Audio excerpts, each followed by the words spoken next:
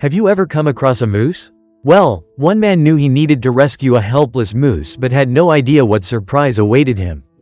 As humans, we spend our lives surrounded by animals, though we rarely interact with anything larger than a pigeon or a domestic cat. However, some people around the world get up close and personal with wild beasts, and this man did just that. To truly understand the story, we need to learn more about the man in question. Erikas Plukas is a Lithuanian farmer who lives in the countryside, surrounded by nature and animals of all shapes and sizes. His farm sits beside a lush forest, and it's not uncommon for him to see deer stroll past his window or birds of prey soaring above his fields. Erikas has always cherished peace and quiet, preferring natural beauty over city life. He dreamed of living off the land, and when he bought his farm, that dream came true. But he had no idea his life would soon be turned upside down by a moose. Having spent much of his life around animals, Erikas sees them as equals deserving of love and respect. As a farmer, he's worked with countless animals, and as a person, he's welcomed cats, dogs, and horses into his life. Yet his experience also taught him which creatures to avoid, like moose. Moose are massive, often standing over 7 feet tall, and males have powerful antlers that can be deadly.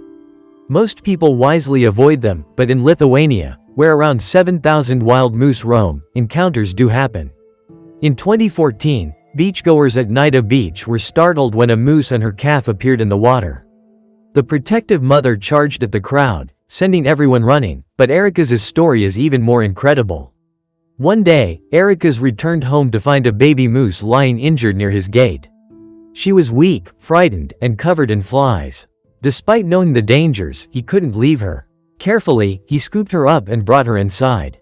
Animal services couldn't arrive until morning, so Erikas called friends for advice, only to face criticism.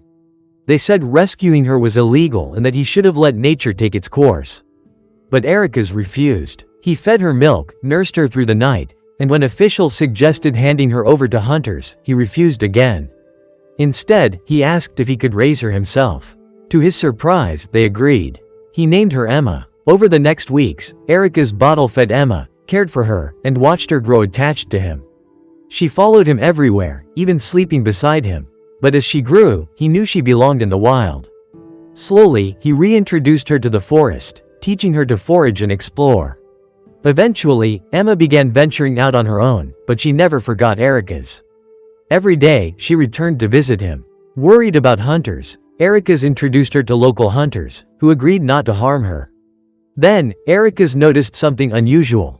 Emma was gaining weight in a way that suggested she was pregnant. Soon, she would have a calf of her own. We can only hope the next generation loves Erikas as much as Emma does.